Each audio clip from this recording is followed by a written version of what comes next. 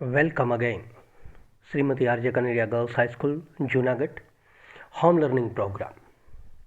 વિદ્યાર્થીની બહેનો, આપ લોકોને ખ્યાલ જ છે કે આ મહિનાના અંતે આપણી એકમ કસોટી છે, યુનિટ ટેસ્ટ છે. તો આ યુનિટ ટેસ્ટને ધ્યાનમાં રાખીને આપણે યુનિટ 2 રીડ ટુ સેપર્ડ સેપ્ટ જે પોએમ છે એ પોએમને સમજવાની પણ છે અને સાથે સાથે એનું કોમ્પ્રિહેન્શન પણ કરવાનું છે. તો ખાસ ધ્યાન રાખજો, એકમ કસોટી માટે અગત્યની પોએમ અને એનું કોમ્પ્રિહેન્શન હું અત્યારે રજૂ કરું છું. સેપર્ડ સેપ્ડ. સેપર ટુ સેપનો મતલબ થાય ઘડવું, આકાર આપવો, અને સેપરનો મતલબ થાય ઘડનાર, જે આકાર આપે છે તે વ્યક્તિ. અને સેપ્ડ એટલે ઘડાઈ ગયેલો. હવે ઘડનાર છે એ ખુદ ઘડાઈ ગયો છે. અને કવિ જે છે હરીન્દ્રનાથ ચટ્ટોપાધ્યાય, આપણે ડિટેલમાં નહીં જઈએ પણ તમને ખાસ એક વસ્તુ કહી દઉં. સેપર્ડ સેપ્ડ કાવ્ય છે ને એ આખી માનવજાતને લાગુ પડે છે. આપણી કેટલીક શરૂઆતની અણસમજણ છે, માન્યતાઓ છે, આપણું જે અભિમાન છે, આપણી કલા ઉપર, આપણા ઉપર જે ગૌરવ છે, એને કાળક્રમે ધીમે ધીમે આપણને એવી વાતનું ભાન થાય છે કે ખરેખર આપણે ઘડનાર નથી, આપણે તો કોઈકના દ્વારા ઘડાઈએ છીએ. આવી વાતનું ભાન, આવી વાતનું રિયલાઇઝેશન એ આ કાવ્ય છે. ધીમે ધીમે આપણને ક્રિએટર ગોડ જે છે એનું રિયલાઇઝેશન થાય છે. અને એ રિયલાઇઝેશન છે એ ધીમે ધીમે આપણામાં આવતી સમજણ, આપણામાં આવતી વિઝડમ એના આધારે થાય છે. અને એને આધારે કવિશ્રીએ અહીંયા 4 ઘટના આપી છે. એ 4 ઘટનાને આપણે વ્યવસ્થિત રીતે સ્ટાન્ઝા વાઇઝ સમજીએ અને ત્યાર પછી એનું કોમ્પ્રિહેન્શન કરીએ. ફોર એક્ઝામ્પલ, એની પહેલી સ્ટાન્ઝા કંઈક આવી છે. In days gone by I used to be a potter who would fill his fingers, mold the yielding clay to patterns on his wheels, but now through wisdom latterly won, that pride has died away, I have ceased to be the potter and have learned to be the clay. વિદ્યાર્થી મિત્રો, અહીંયા જે વાત કરી છે in days gone by, ભૂતકાળના દિવસોમાં, જૂના દિવસોમાં. By I use to be a potter, હું એક કુંભાર હતો. who would fill his fingers mold the yielding clay, જે એવો અનુભવ કરતો હતો કે અહીંયા એક શબ્દ જોઈ લો પહેલાં, યુઝ ટુ, ભૂતકાળમાં હોવું, ભૂતકાળની ટેવ હોવી, ભૂતકાળનું અસ્તિત્વ, કે ભૂતકાળમાં એક હું કુંભાર હતો. who would fill his fingers mold the yielding clay. Mould એટલે ઘાટ આપવો, આકાર આપવો. યલ્ડિંગ, યલ્ડિંગ એટલે અહીંયા સોફ્ટ, બેન્ડિંગ, જેને વાળી શકાય, જે એકદમ સોફ્ટ હોય એવું. અને ક્લે એટલે થશે માટી. આખી વાત શું છે જુઓ. ભૂતકાળમાં હું જ્યારે કુંભાર હતો ત્યારે મને એવો અનુભવ થતો હતો કે મારી આંગળીઓ જે છે એ આ ઢીલી માટીને આકાર આપી શકે. કેવો આકાર? To pattern on his wheels.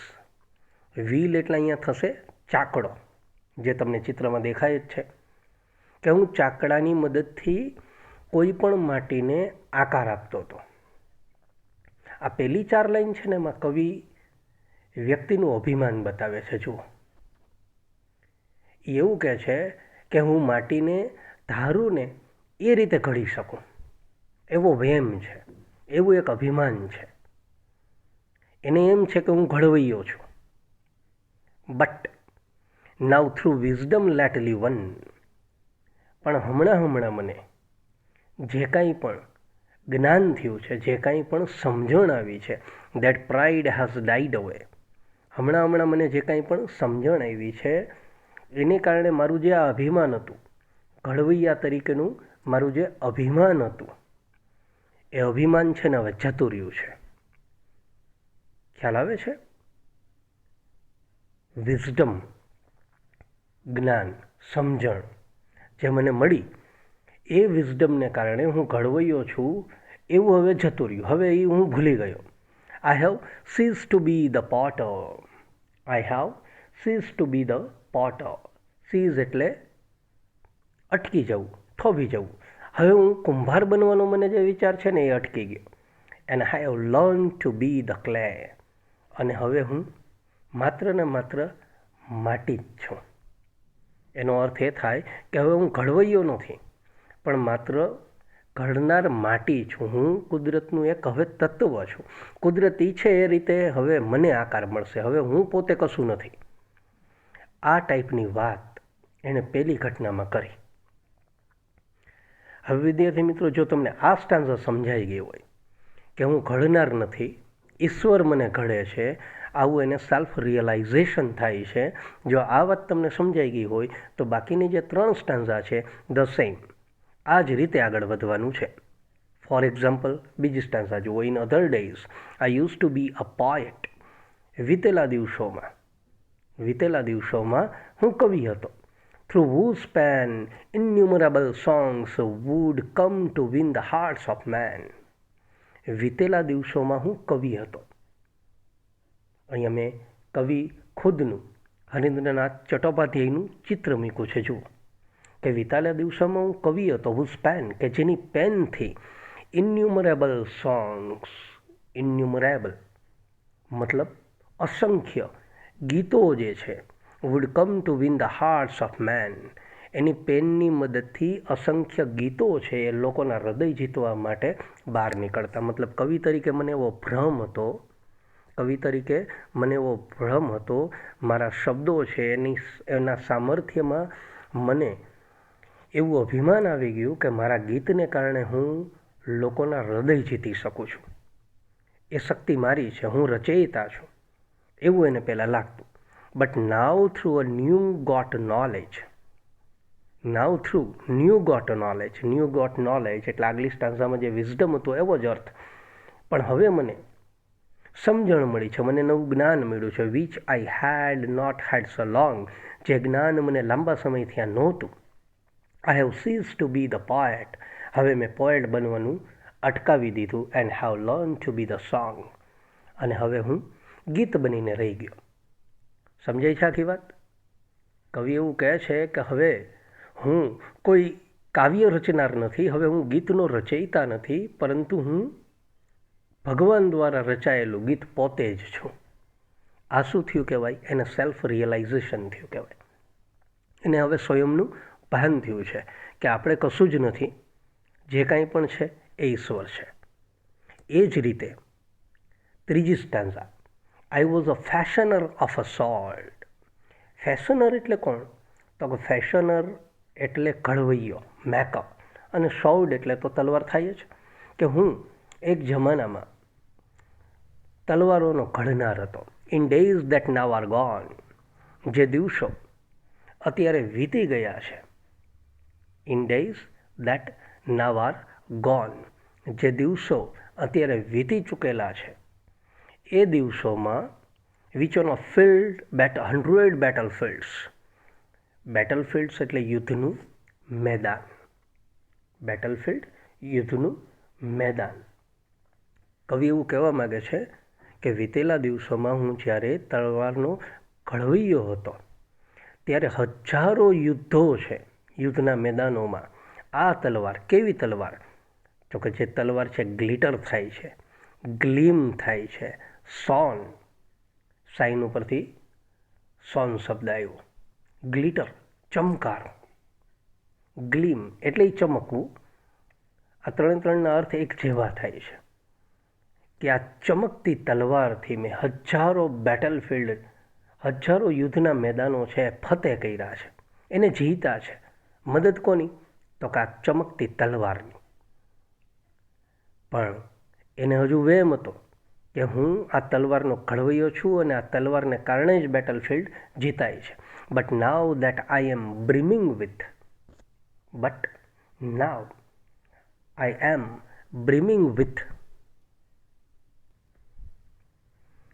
Brimming with એક ફ્રેઝ છે, બ્રિમ વિથ, છલકાવું, ઉભરાવું. Now I am brimming with the silence of lord. હવે મને ભગવાનની જે શાંતિ છે ને એનાથી હું છલકાવું છું, એનો મને અનુભવ થઈ ગયો છે, હવે મને જ્ઞાન થઈ ગયું છે. અને એ જ્ઞાન થઈ ગયું છે એટલા માટે I have cease to be sword maker, એટલે હું આ તલવારનો ઘડવૈયો છે ને એ બનવાનું મેં અટકાવી દીધું. And I have learn to be the સોર્ડ, અને હવે હું તલવાર બનીને રહી ગયો. મતલબ હવે હું તલવારનો ઘડનાર નથી. તો હું તો આજે તલવાર ઘડાયેલી છું એ જ માત્ર છું, એનાથી વિશેષ કાંઈ નહીં. વિદ્યાર્થી મિત્રો, એ જ રીતે છેલ્લી stanza. In bygone times I use to be a dreamer. Bygone times આગળ જે વાત આવી હતી એ જ ભૂતકાળના સમયમાં. I use to be a dreamer. હું એક સ્વપ્ન જોનાર હતો. Would hurl on every side an insolence of emerald and pearl. Who would hurl? અહીંયા સ્પેશિયલી હર્લનો મતલબ આપણે લેવાનો છે ચીસ પાડવી, રાડારાડી પાડવી. અને ખાસ જ્યારે હું એક સ્વપ્ન જોતો, સ્વપ્નમાં હું રાડ પાડતો. ક્યાં? ઓન એવરી સાઈડ, દુનિયામાં દરેક જગ્યાએ. An insolence of emerald and pearl. ઇન્સોલેન્સનો મતલબ અહીંયા ખાસ તમે જુઓ તો ઘમંડ, અહંકાર, જેને આપણે ડિસરિસ્પેક્ટફુલ પણ કહી શકીએ. એકદમ ડિસરિસ્પેક્ટફુલ રીતે હું મારી પાસે જે એમરલ્ડ એન્ડ પર્લ, ખાસ કરીને એમરલ્ડ ને પર્લ છે ને એ હીરા માણેકની વાત કરે છે. હીરા માણેક. મારી પાસે જે નીલમ, એમરલ્ડ જે નીલમ છે, પર્લ મોતી, મારી પાસે જે મોતી છે, જેમ છે, એને કારણે હું દુનિયાના દરેક ખૂણામાં અભિમાનથી રાડારાડી કરતો. મતલબ બધાને કહેતો કે હું ધનાઢ્ય છું, આ ધન છે ને એ મારી કાબેલિયત ઉપર આવેલું છે. But now that I am kneeling at the feet of the supreme. Kneeling એટલે ઘૂંટણે પડવું. હવે હું ઈશ્વર, સુપ્રીમ, હવે હું ઈશ્વરના પગે પડી ગયો છું. મને મારું ઘમંડ હવે ઓગળી ગયું છે. હવે મને ભગવાનનું રિયલાઇઝેશન થઈ ગયું છે. ત્યારે I have cease to be the dreamer. હવે મેં ડ્રીમર બનવાનું બંધ કરી દીધું છે. And I have learn to be the dream. અને હવે હું માત્ર ને માત્ર સપનું બની ચૂક્યો છું. ખ્યાલ આવે છે? ચારે ચાર સ્ટાન્ઝાનો કોન્સેપ્ટ એક જ છે. કોન્સેપ્ટ છે સેલ્ફ રિયલાઇઝેશન. અને આ કાવ્યમાં ઈશ્વરની જે વિરાટ શક્તિ છે એની સામે જે આપણું અભિમાન છે, અથવા તો આપણે જે અભિમાનમાં રાચીએ છીએ, એ અભિમાન ઈશ્વરનો જ્યારે સાક્ષાત્કાર થાય અથવા તો આપણને એવું જ્ઞાન મળે જેનાથી આપણે સભાન થાય, ત્યારથી આપણને ખબર પડે કે ભાઈ આ દુનિયા, પ્રકૃતિ, આ વસ્તુ, આ બધાનો રચયિતા તો ઈશ્વર છે, આપણે કશું જ નથી. We are nothing. ખ્યાલ આવે? આ પ્રકારની વાત આપણને સેપમાં કરી છે. તો હવે આપણે આ જ પોએમના ક્વેશ્ચન આન્સર પણ જોઈ લઈએ. જો આપેલી સ્ટાન્ઝા મેં જે તમને સમજાવી દીધી છે પોટરવાળી, એમાંથી પહેલો પ્રશ્ન આ રીતે નીકળી શકે: what was the poet in a former days? ભૂતકાળના દિવસોમાં કવિ શું હતા? તો સૌ સહેલી વાત છે, the poet was a Potter in former days. કવિ છે એ પોટર હતા, કુંભાર હતા. સેકન્ડ ક્વેશ્ચન કંઈક આવો છે કે what would the poet as a Potter feel? કવિ છે એ જ્યારે કુંભાર હતા ત્યારે કેવો અનુભવ કરતા? તો કે the poet would mould the clay into different shapes according to his wish. એક કુંભાર તરીકે કવિ એવું રાચતા કે હું મારી ઈચ્છા પ્રમાણે આ માટીને ઈચ્છું એવો આકાર આપું. સો એઝ અ પોટર, તો એક કુંભાર તરીકે ફેલ્ટ હિમસેલ્ફ અ ક્રિએટર, એ પોતાની જાતને રચયિતા માનતા, ઘડવૈયો માનતા. Third question, what wisdom did poet get? કવિને કેવા પ્રકારની સમજણ આવી? The poet got wisdom that, કવિને એવી સમજણ આવી કે his pride to be a potter had died away, કે ઘડનાર અથવા ઘડવૈયો બનવાનું એનું જે અભિમાન હતું ને એ હવે મરી ગયું હતું. આ પ્રકારનું એને જ્ઞાન થયું. અને ફોર્થ વન ઇઝ કે what did the poet learn to be? હવે કવિએ શું બનવાનું શીખ્યું આ જ્ઞાન પછી? તો the poet learn to be the clay, કવિએ આ જ્ઞાન પછી માટી બનવાનું શીખ્યું. આ પહેલી સ્ટાન્ઝા ખાસ જોઈ લો. એના ક્વેશ્ચન કંઈક આ રીતે નીકળી શકે. એક વાત આ સ્ટાન્ઝા સામે છે ત્યારે કહી દઉં, તમે સેકન્ડ લાઇન જુઓ ફિલ, ફોર્થ લાઇન જુઓ વિલ, ખ્યાલ આવે તો શક્ય હોય ત્યાં તમે રાઇમિંગ વર્ડ પણ જોઈ લેજો. અવે, ક્લે, ક્લિયર થાય છે? એ ક્વેશ્ચન મેં આમાં મૂક્યા નથી, જે આપને આવડે છે એવું સમજું છું. સેકન્ડ સ્ટાન્ઝા જે છે, જે આપણે પોએટ વિશેની જોઈ હતી, એનો ક્વેશ્ચન જોઈએ કે why did poet write songs? કવિ ગીત શું કામ લખતા?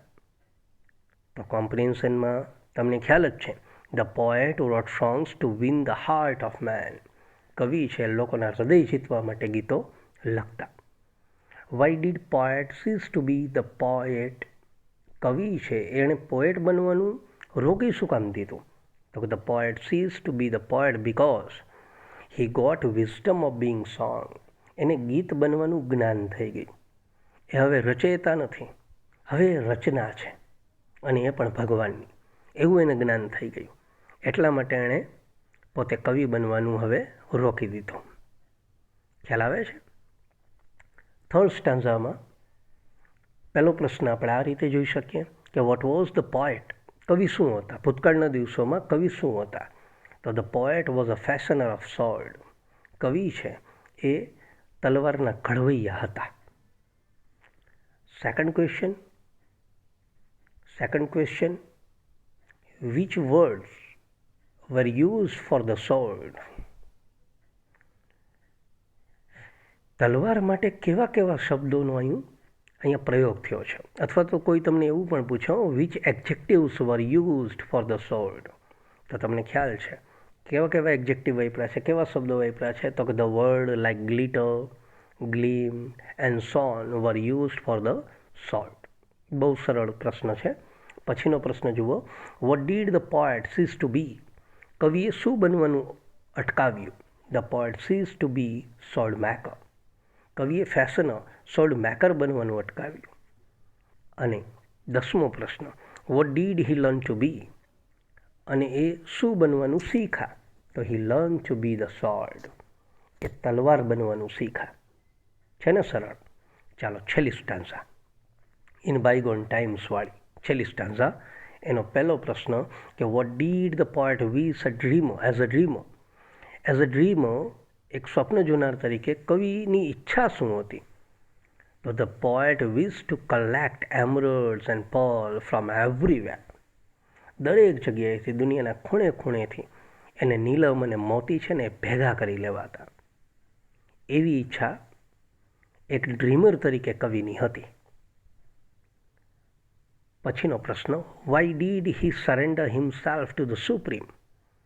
ભગવાન જે છે, સુપ્રીમ જે છે, એના પગોમાં, એના ચરણમાં એણે પોતાની જાતને સમર્પિત શા માટે કરી? તો he surrendered himself to the supreme because he realised the maturity of human being. એણે પોતાની જાતને સરેન્ડર એટલા માટે કરી કારણ કે એને હવે ભાન થઈ ગયું, માનવ જાત છે એની પુખ્તતા, એની સમજણ છે, એની ભાન થઈ ગયું કે ભાઈ આફ્ટર ઓલ આપણે ઘડનાર નથી, આપણે તો ઘડાયેલા છીએ. અને એ ઘડનાર કોણ છે? તો ઘડનાર છે એ માત્ર ને માત્ર ભગવાન છે, ઈશ્વર છે. તો આ રીતે તમે સ્ટાન્ઝાને સમજી, એના નવો શબ્દો સમજી અને એનું કોમ્પ્રિહેન્શન કરશો તો યુનિટ ટેસ્ટમાં તમને લોકોને સારામાં સારા માર્ક્સ મળશે.